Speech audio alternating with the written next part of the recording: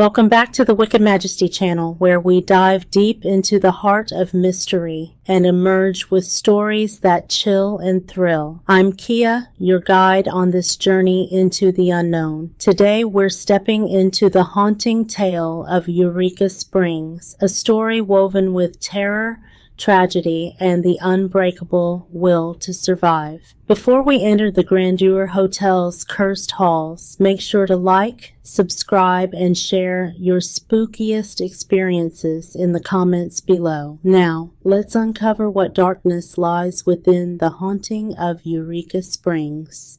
By the time we came to Eureka Springs, the Basin Park Hotel was not only above the town it had swallowed the moonlight, its Victorian towers casting dark shadows against the sky.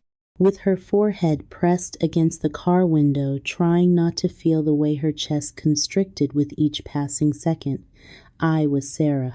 The building appeared to have a life of its own, and the weathered facade of the building held secrets that made her skin crawl.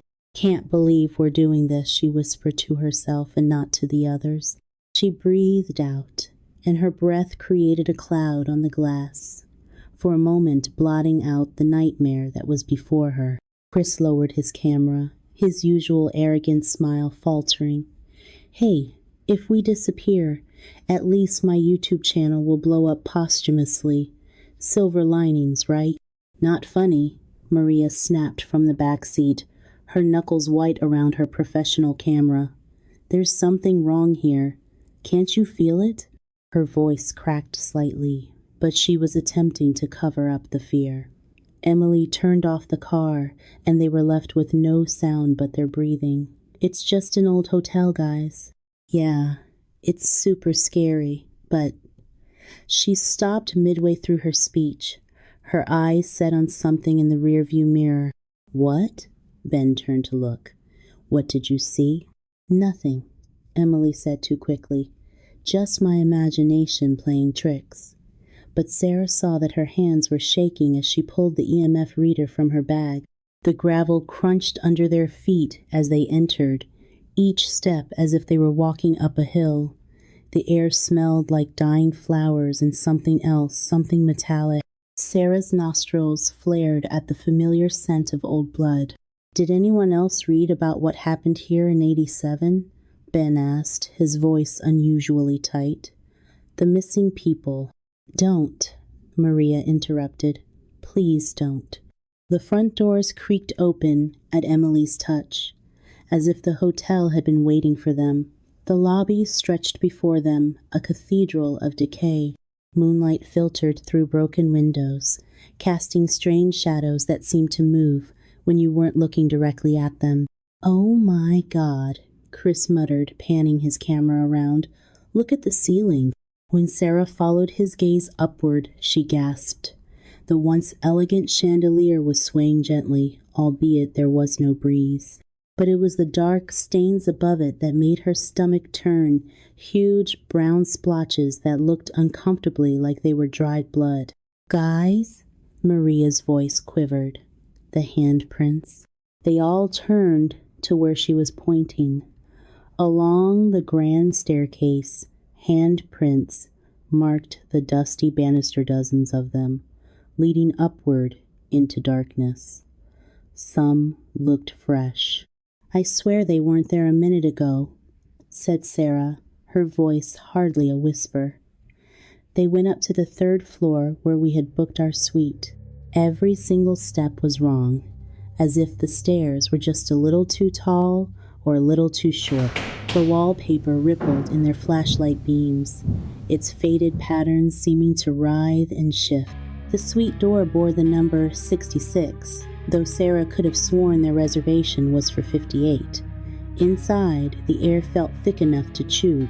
Their footsteps echoed strangely, as if the room were much larger than it appeared. "Setting up here," Maria announced, her voice stronger now that she had work to focus on. She positioned her camera near the window, then froze. "Oh God." "What now?" Emily asked. But her question was answered by crowds of laughter echoing from somewhere down the hall. "That's impossible," Ben said. This place has been abandoned for decades. Sarah felt at first a sudden drop in temperature that made her joints ache. Then came the whispers, starting as a subtle buzz but growing louder until they surrounded them. Words in a language she didn't understand but somehow knew were ancient and raw. The mirror above the fireplace caught her attention. In its clouded surface, she saw them faces pressing against the glass from the other side, their features twisted in eternal agony. A woman's face emerged from the crowd, her eyes completely black, lips pulled back in an impossibly wide smile. "We need to leave," Sarah managed, backing toward the door. Now, but the door had vanished, replaced by smooth wallpaper.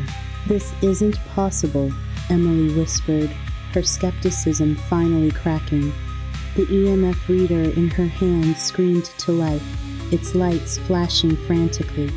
An old man's voice cut through the chaos. "Will you stay and play poker with us?"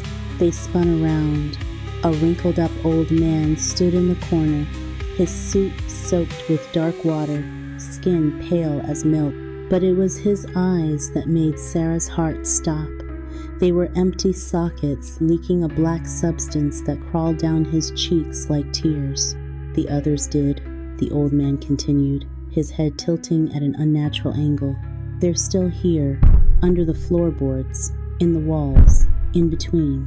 The room began to twist, reality bending, like a funhouse mirror. Sarah felt the floor beneath her feet soften, becoming organic, pulsing like a living thing. "Run!" she screamed, but there was nowhere to go. The hotel had them now, and it was hungry. The lights flickered, and in that moment of darkness, Sarah heard Emily scream. When the lights returned, Emily was gone, just gone, leaving behind only her EMF reader. Its screen displaying a single message. "Welcome home." Chris's camera caught it. All the terror, the impossibility, the horror of what came next. But whether that footage will ever see the light of day is unknown.